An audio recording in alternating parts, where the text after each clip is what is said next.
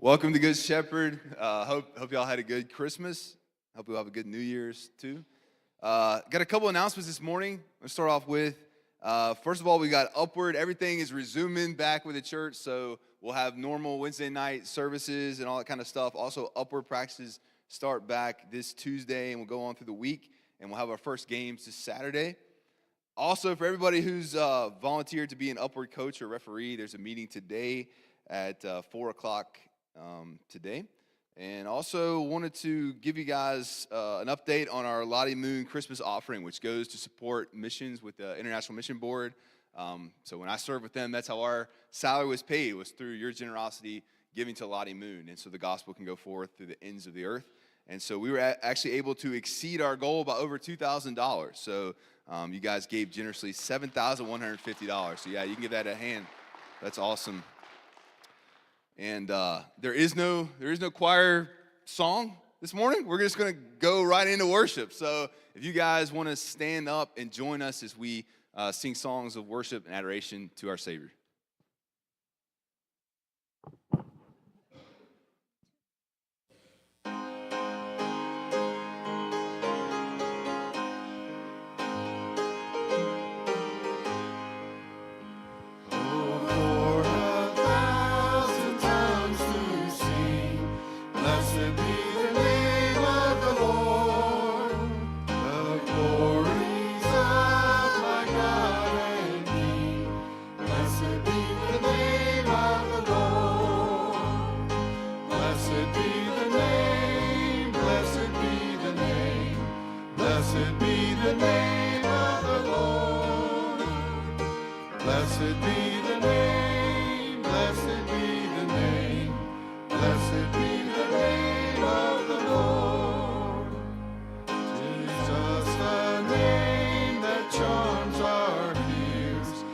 Blessed be the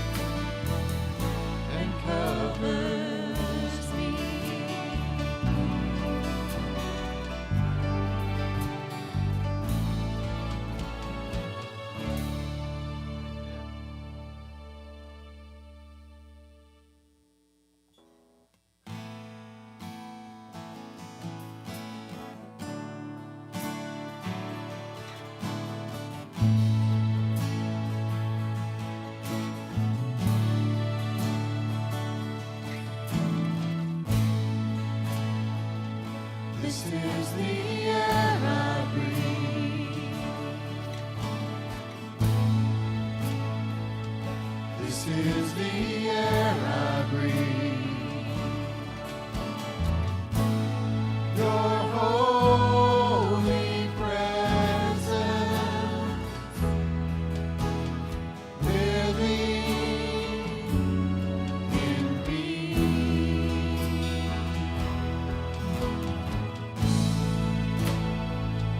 This is my daily bread.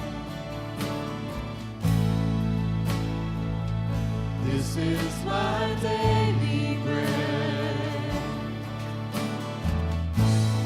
Your very word spoken to me, and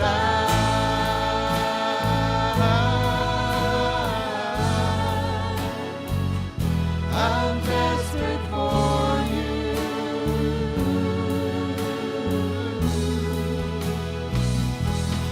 and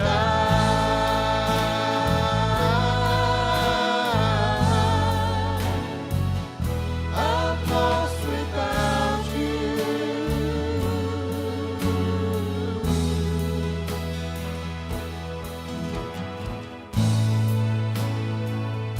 This is the air I breathe.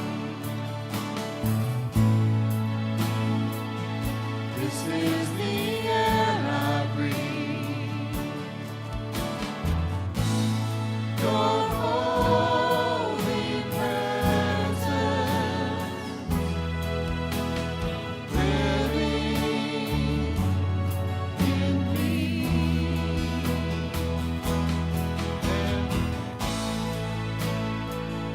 This is my daily bread. This is my daily bread. Your very word spoken to me, and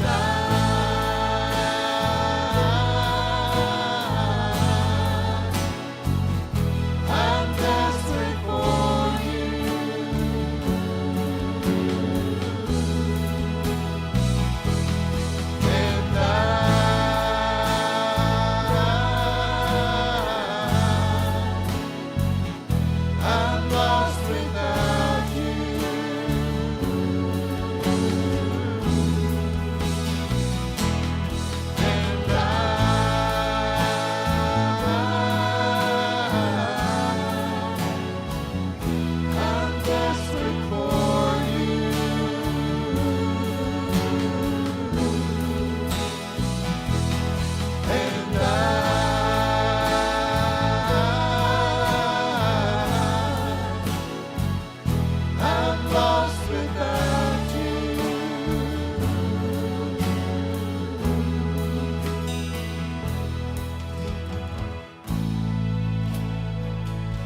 This is the air I breathe.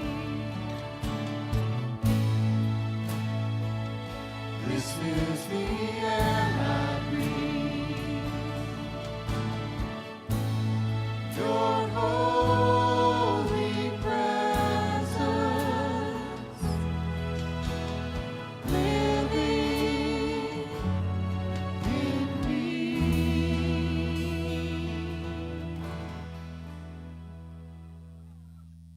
You may be seated.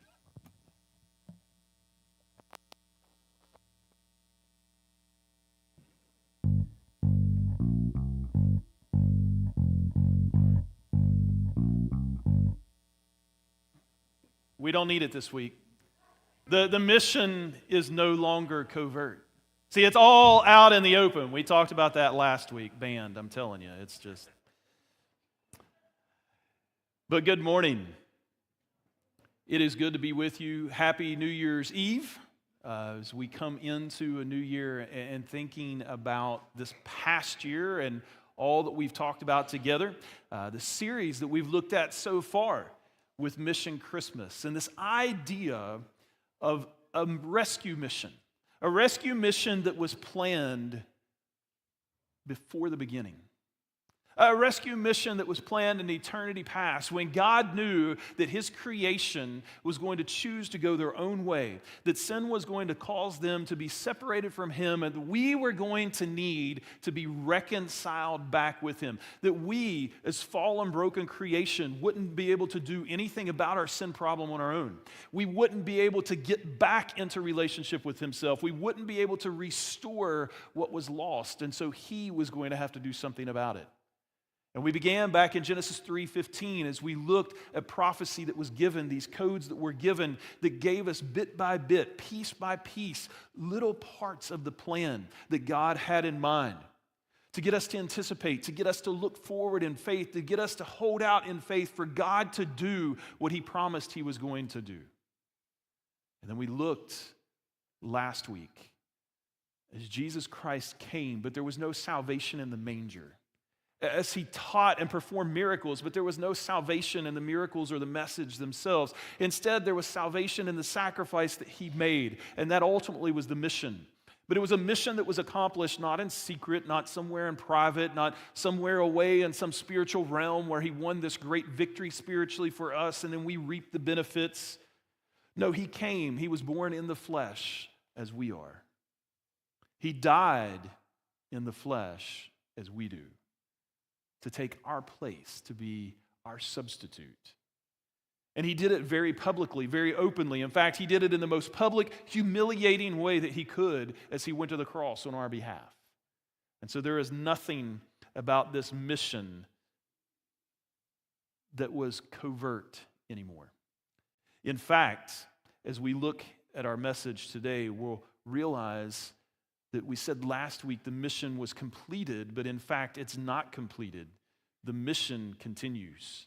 The mission continues, and it's overt ops. I know a lot of times whenever we're watching our spy thrillers or we're reading our spy novels and different things like that, we talk about covert operations. But what we are left with and the mission that we are left with is overt ops. It's no longer espionage or super spy, but we are to be out there in the open. Luke chapter 2, verses 8 through 10 describes this mission and His coming this way. It says, "The people dwelling in darkness have seen great light, and for those dwelling in the region and the shadow of death, on them a light has dawned." John talks about this same idea of his mission of being one of light in darkness. There in chapter 1 of verse 3, he says, "All things were made through Him, and without Him was not anything made that was made. In Him was life, and the life was the light of men. The light shines in the darkness, and the darkness has not overcome it." He was the light. He came to bring light. John goes on in verses 9 through 12 when he says, "The true light, which gives light to everyone, was coming into the world. He was in the world, and the world was made through Him, and yet the world did not know Him." In darkness, in our fallen state, we didn't recognize the light.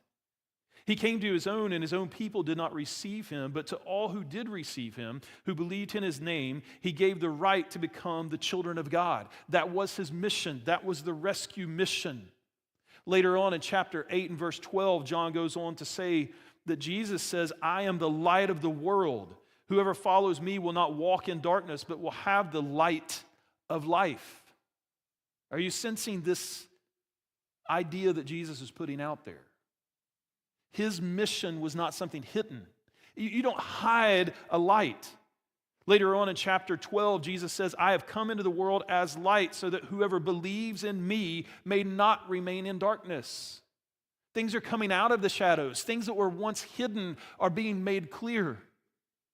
He came to finally reveal for everyone what it was that he had been sent to accomplish in a way that was understandable to all, in a way that was unmistakable, in a way that couldn't be missed.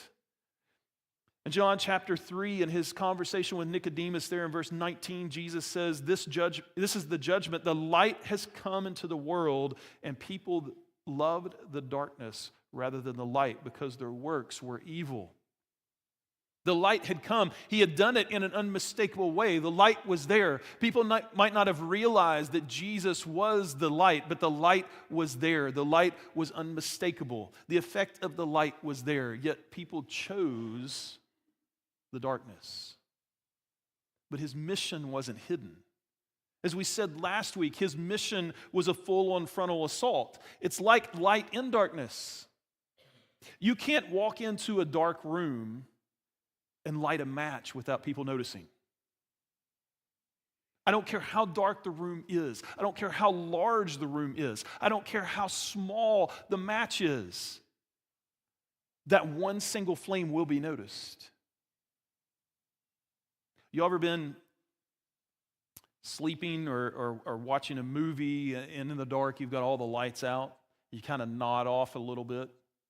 And somebody comes in, and just as you notice that somebody's stirring, you start to open your eyes to look to see who it is, they throw on the light switch. That's fun, isn't it? But that's the same sort of thing. You cannot bring light to darkness and no one notice. Jesus' mission wasn't hidden.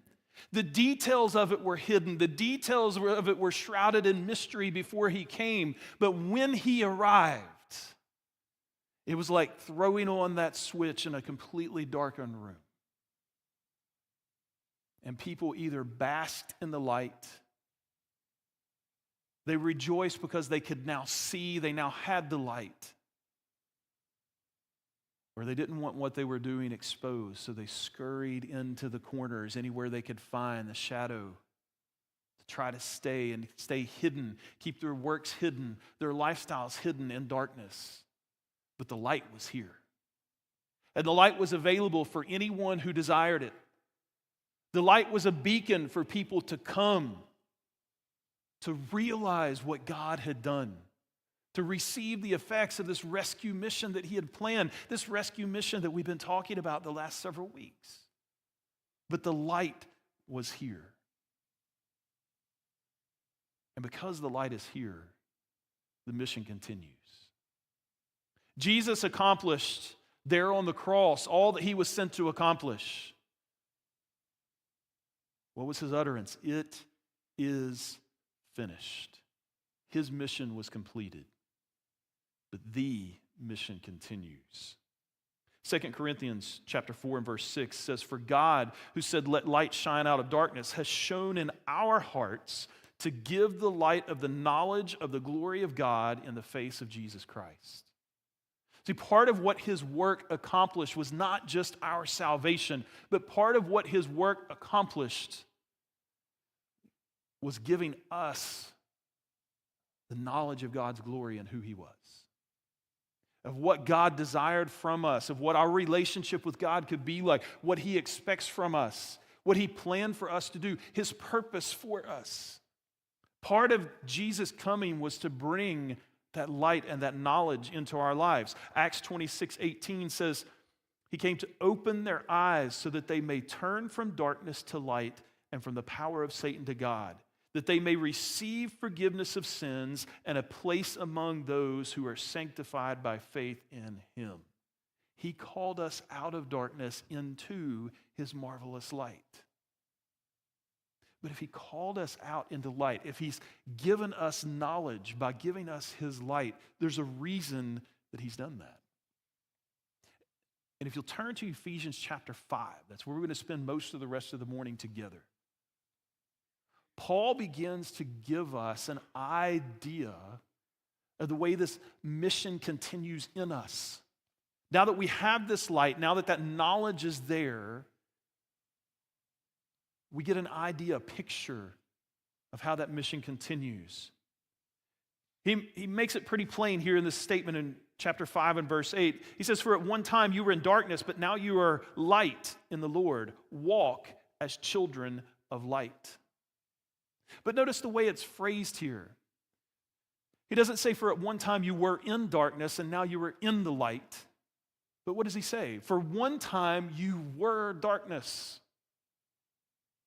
For at one time, we were contributing to the darkness that was around us. We were contributing to the darkness that we were in. We were contributing to the ignorance of God's glory and who he is and what he created us for. What does Paul say in Romans about the knowledge of men? He says everything that we need to know to see that God exists and that he's the creator of it all, the sustainer of it all, is there and readily available. But man, in their own knowledge, has denied the Creator, and their own knowledge has blinded them, right? Their own knowledge has kept them from seeing. What do you call that? What would you call it when you can't see, when you're blind? But darkness. And not only had their sin bound them in darkness, but it says they chose to rely on their own knowledge, contributing even more to darkness. And if you go on to read the way Paul talks about the situation there, not only are men contributing to their own darkness, but he says they're leading other people into that darkness. They're keeping other people in that darkness because they are spreading their knowledge, their wisdom.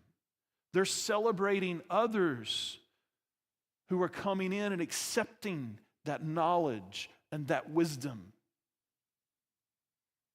And so Paul here in Ephesians 5 says at one time you were darkness, but now you are light. And it's interesting because Paul is not coming up with something new here. He's picking up on something that Jesus said in Matthew 5, verses 14 through 16. He says, "You are the light of the world. A city set on a hill cannot be hidden, nor do people light a lamp and put it under a basket, but on a stand, and it gives light to all in the house. In the same way, let your light shine before others so that they may see your good works and give glory to your Father who is in heaven." Notice what Jesus says, you are the light of the world.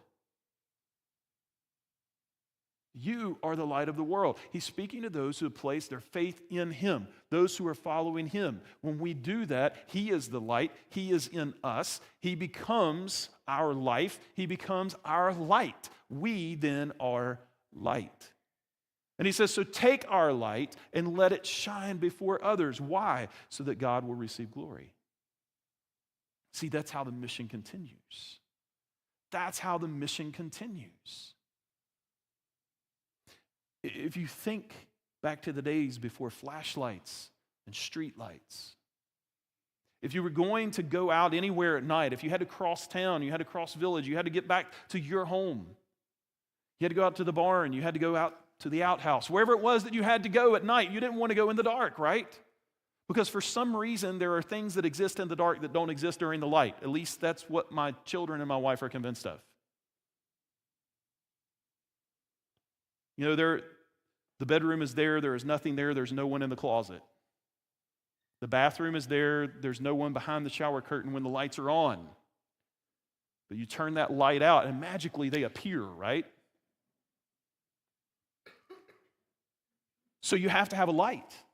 And what did you do before electricity, before batteries? Well, you would light a lantern. right? Light a little lamp and you would take it with you.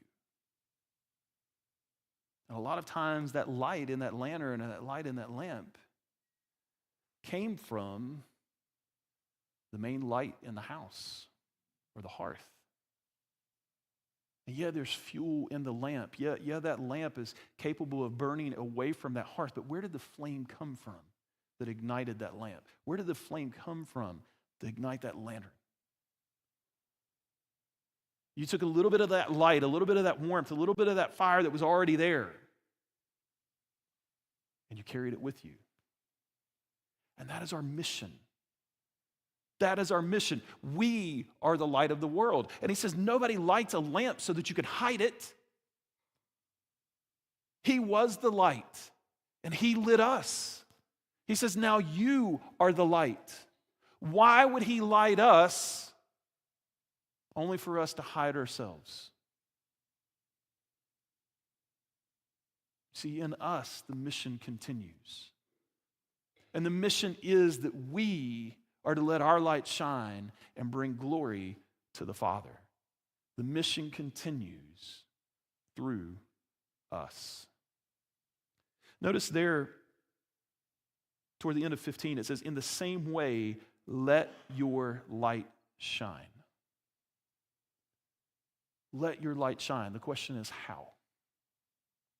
How do we let that light that he put in us shine? How do we bring glory to the Father in the way that we let our light shine before others? In 1 Peter chapter 2 and verse 9, Peter says, we are a chosen race, a royal priesthood, a holy nation, a people for his own possession, that we may proclaim the excellencies of him who called you out of darkness into his marvelous light. Notice that phrase there. One of the first things that we do as light is we proclaim him. We proclaim him. It's not about us. It's not about the fact that we are the light. We are only the light. Why? Because he is the light of life. And when I've been crucified with Christ, it's no longer I who live, but Christ who lives in me. It's his light in me. It's not about me. I cannot live my life for me. I cannot talk me up. I cannot sell myself to others because my light didn't exist until his light came in and became my life. And so I proclaim him. And so as we think about going forward in this new year and the mission continuing in us, we need to make it our number one priority to proclaim him. To proclaim him. Our life has to be about him. In what we say, in what we do, in the way we present ourselves to others, it has to be about him. Getting back into Ephesians chapter 5, verses 8 through 10, he says, for at one time you were darkness, but you are light in the Lord. Walk as children of the light. But notice he goes on. For the fruit of light is found in all that is good and right and true. And try to discern what is pleasing to the Lord. If we're going to live as lights for him, if we're going to walk as children of light, he says we're to produce the fruit of light, but we're to discern what is pleasing to the Lord. There's that question again, how do we do that? Some of us, we can honestly say that that is our desire. We want to live in a way that's pleasing to God. But the hard part sometimes is knowing what that is. What does it look like to live in a way that's pleasing to him? What does it look like to commit our lives to living in a way that's pleasing to him? Fortunately, Paul anticipated that question. And if you go back to the beginning of chapter 5, we'll go back to verse 1 together. Really, chapter 5 is an outline of what it means to live, to walk as children of light, to live in a way that's pleasing to God. He helps us discern what that is. So go back to verse 1 there in chapter 5 with me. It says, therefore, be imitators of God as beloved children and walk in love as Christ loved us and gave himself up for us, a fragrant offering and sacrifice to God. Walk in love. What does it mean to walk as children of light? What does it mean to let our light shine for others? What does it mean to point others to his glory? We proclaim him. But one of the things we proclaim about him is his love as we walk in love. It was his love for us that caused him to come up with this great rescue mission to start with, wasn't it?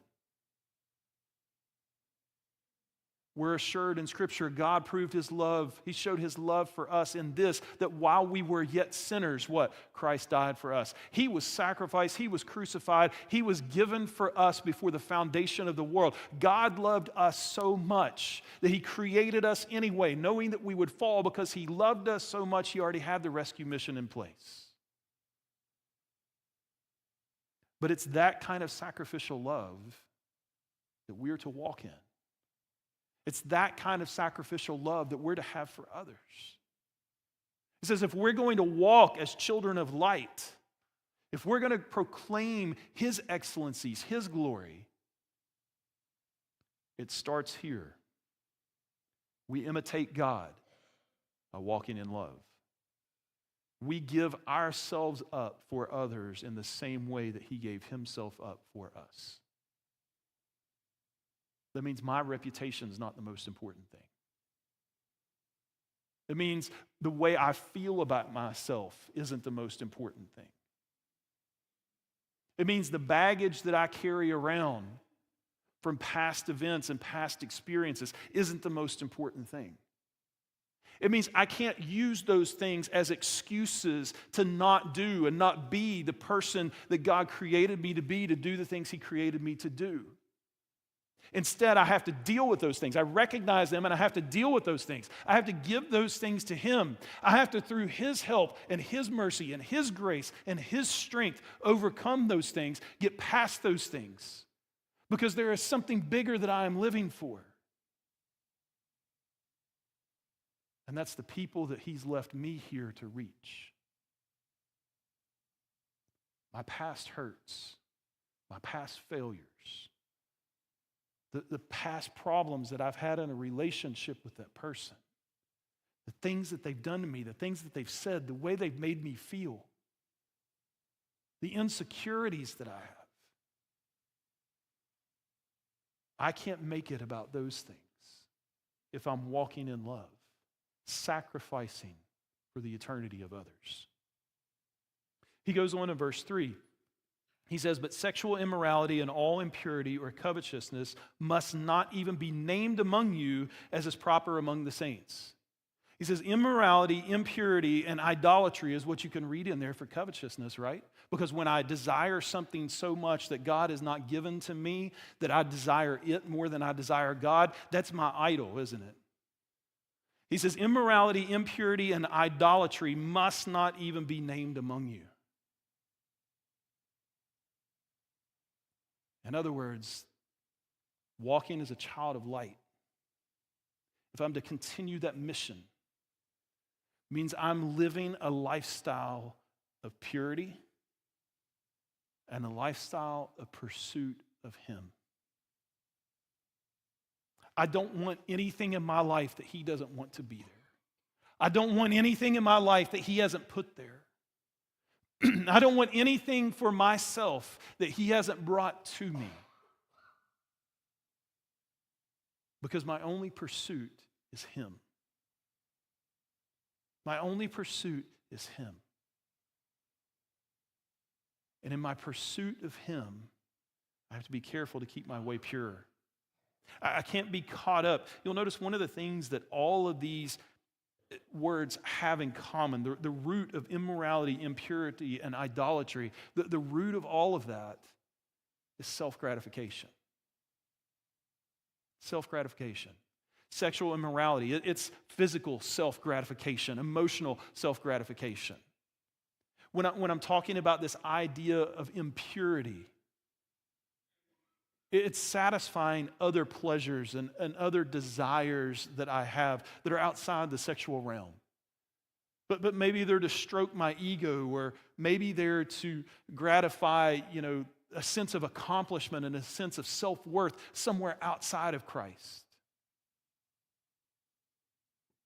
And then whenever we talk about idolatry, it's just simply that lust for physical things, or that lust for security, or that desire to be liked and to be approved by certain people in my life. And I covet their approval. I covet what they think about me more than what he thinks about me.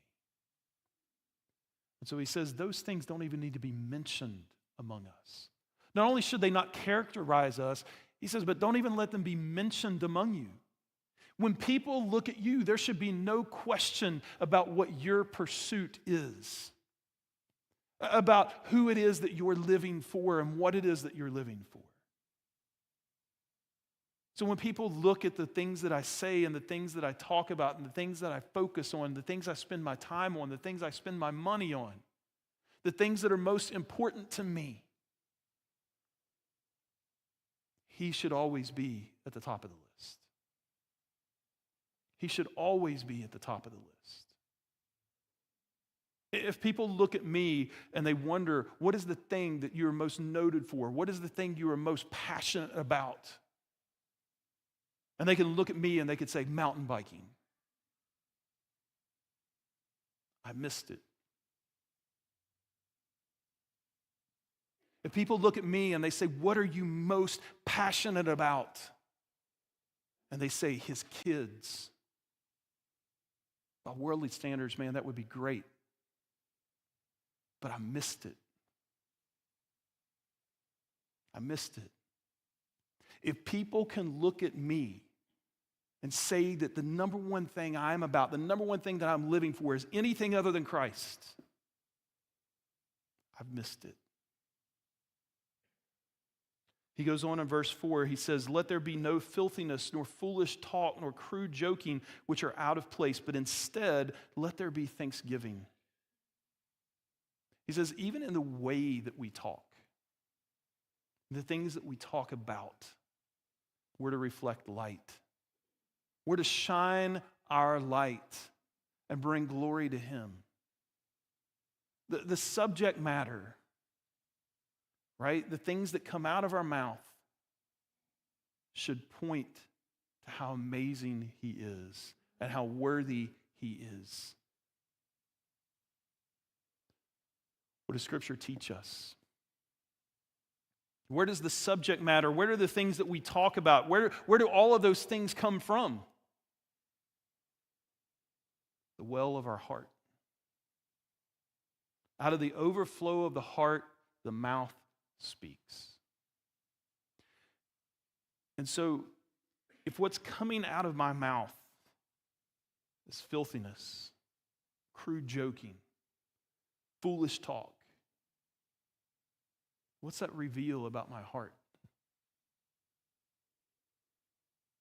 If people never hear me giving him praise, what does that say about my heart? If people never hear the gratitude that I have for him saving me, for him giving me another day, for him providing for me in this job, for him providing the food on my table, for him providing for my family in this way or that, for him providing my friendships or this relationship that I have. If no one ever hears me give him thanks, give him glory, give him praise for the things that he's done in my life, then what does that say about my heart? If it's November and everyone else on Facebook is doing 25 days of thankfulness, it's real easy for me to name something every day that I'm thankful for. But am I really in my heart? Or am I only thankful in my brain? When somebody cues me to think about what I'm thankful for. It's kind of like that mentality that our children have when they're younger. We're trying to teach them about gratitude and being thankful. So how does that conversation always go? Somebody gives our kids something. Now, what do we say? What do we say?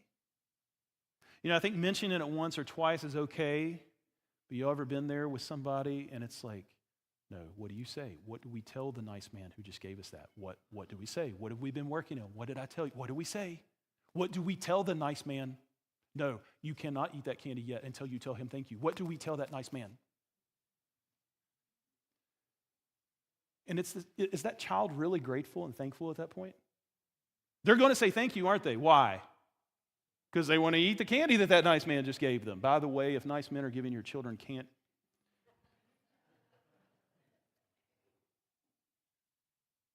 But that child's not really grateful. They're doing what they've been prompted to do. It's one thing to stand in a praise service whenever everybody else is saying what they're thankful for and talking about how God has blessed them, or we're in a Bible fellowship together and we're talking about how good God has been to us this year, or even now that we're at New Year's and we're at that point where we're recapping the year gone by and we're trying to think of all the things and process all the things that have happened to us this year, and we can come up with a list of the things that God has done and how grateful we are that God has done these things. And I'm not saying that there's no gratitude there in your heart, but it's really easy to be gracious when we're prompted to be gracious. But what Paul is talking about here is an attitude that's pervasive in our speech. It's pervasive in our communication. It's pervasive in the subject matter that we talk about. You all know people like this. It's almost annoying sometimes, isn't it? Every conversation you have with them somehow turns back to how they're thankful that God has done this, or they're grateful that God has done this, or let me tell you what God did for me yesterday. Because to those of us who don't have that type of gracious attitude all the time, it almost seems like it's contrived, right? They're just putting on. But no, that's the goal. That's what we're to get to. We're trying to get to the place where the things that don't matter are not the things that we talk about. The things that are on the tip of our tongue are the things that point to Him. But he goes on, look in verse 7. It says, if we're going to walk as children of light, he says, do not become partners with them. Down in verse 11 and 12, he says, take no part in the unfruitful works of darkness, but instead expose them. For it is shameful even to speak of the things that they do in secret. Notice the chain of the ideas here. Not only are we not to be partners, but we're to take no part. And not only are we to take no part, we're not even supposed to speak about the things that they do in darkness. See, some of us, we recognize these shameful things, and we see the things that other people are doing, and we will publicly and outwardly condemn them, and we would never partner with them in doing what it is that they're doing. We would never go along with that. We would never be a part of that. But now privately, when we're just sitting on our computer at home and no one else is around, we might not do what they're doing, but in our own virtual way, we'll take a small part in what it is that's happening. We would never traffic a child or traffic a woman. But when we log into that site that we get on, aren't we contributing to that economy and that system? Aren't we making trafficking profitable and something worth someone else doing? We would never condone certain activities and certain lifestyles, but we will contribute to television and streaming ratings that garner billions of advertising dollars for promoting and displaying and getting people to laugh at and accept those same lifestyles and practices.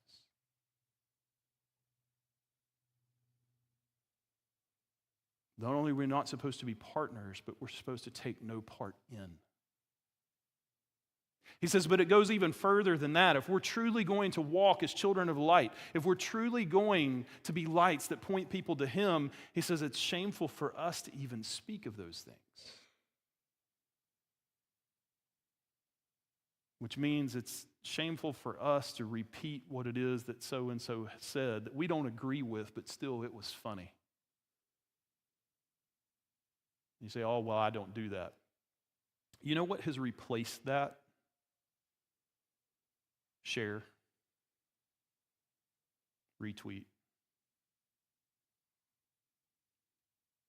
I would never retell that joke, but I would click and put it on my page so everybody else can see. It's shameful to even speak of those things. Those things shouldn't be a part of who we are. Those things get on the glass of our lantern and smudge it up and leave behind those little black fingerprints. And what happens to our light when there are enough of those little black fingerprints and those little smudges on the light or in the glass of the lantern? The lantern doesn't do its job very effectively, does it? That light is inside, but has a hard time getting out. Has a hard time leading the way. It has a hard time being a beacon for people. Has a hard time exposing the acts of darkness. He goes on in 15, he says, look carefully then how you walk, not as unwise, but as wise, making the best use of the time, because the days are evil. Therefore, do not be foolish, but understand what the will of the Lord is. If we're going to walk as children of light, if we're going to see this mission continue that He left us here for, we need to be making the best use of the time. We have less time now than we did yesterday. We'll have less time tomorrow than we do today. And I can't tell you when we're going to be out of time, but we need to make the best use of what time we have. And I'm not talking about just New Year's resolutions. I'm talking about a commitment to more than just a lifestyle, but a commitment to a mission. The mission that He left us here to complete. The mission that became ours when we placed our faith in Him and the work that He did for us on the cross. When we accepted the forgiveness that He made possible. When we accepted His righteousness in place of our own. When we were restored back into relationship with our Creator. When we became new creation. The mission became ours. And so what I'm talking about is in this next year, the commitment to being the light that He left us here to be. To keeping ourselves pure, to keeping ourselves set apart, to keeping ourselves on the path and pursuit of Him and His plan. Will you be the light that He's called you to be? He is the light of life. And if He is our life, then we are light. But will you hide it? Or will you put it on a stand so that everyone in the house can see? It's not a covert thing. We can't be followers of Christ in secret. You can't turn on the light and have part of the room still be dark. We're out there. You're either light or you're not. The question is, will you quit trying to hide and just start doing what he left us here to do. Maybe you're here today and that light isn't yours. Maybe you're light adjacent. Maybe you're in a room with a lot of other people who are lights. Maybe you've been enjoying being able to see. Maybe you've enjoyed some of the illumination that it's given you. Maybe you've enjoyed some of the warmth from that light, some of the conveniences of being around the light. Maybe you enjoy the fellowship. Maybe you enjoy the friends. Maybe you enjoy the way they care about one another and care about you when things are tough. Maybe you enjoy coming and feeling like you're giving back and you're doing something and there's some meaning and purpose to the work that's going on. And so you want to contribute to that, but maybe you don't have the light yourself. Maybe today's the day. You can say, you know what? Because of my sin, I am darkness.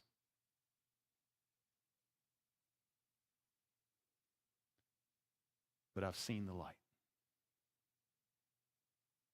And I want what he's offering. I want forgiveness. I want restoration.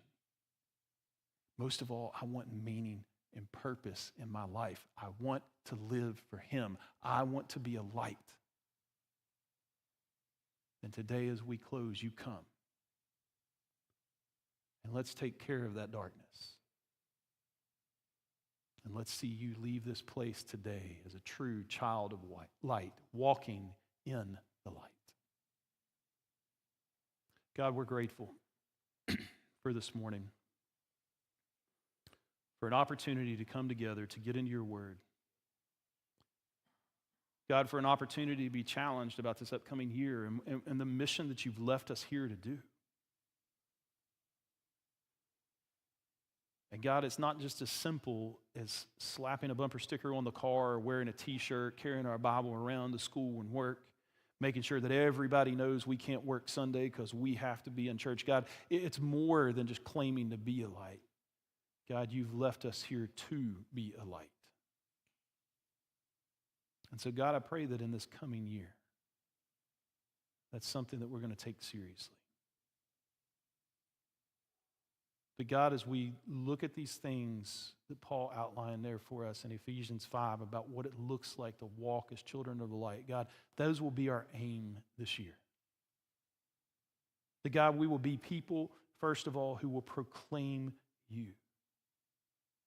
But then, God, we will be people who walk in love, sacrificing for those around us, not living for ourselves and concerned about ourselves, not buying into the world's agenda about what's important and what we should get and how we could get it.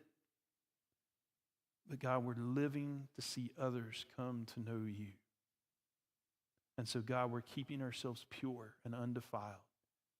We're not letting things be named among us that are important to us other than you. God, we're not letting ourselves get caught up in the sins of this world and the darkness of this world and dabbling with it so that our lantern is smudged and not as bright as it needs to be. And God, we're not wasting time with things that aren't as important, things that this world can throw out there for us, God, just to waste time with. But God, we'll spend our time doing what's important. Shining our light for others and seeing them know you. God, as we leave this place today, thinking about the new year to come, God, I pray that the number one thing we think about is, how can I be a better light? God, whatever kind of resolutions or promises we're making to ourselves and others, God, I pray that the number one thing that we're focused on this year is, how can I be a better light?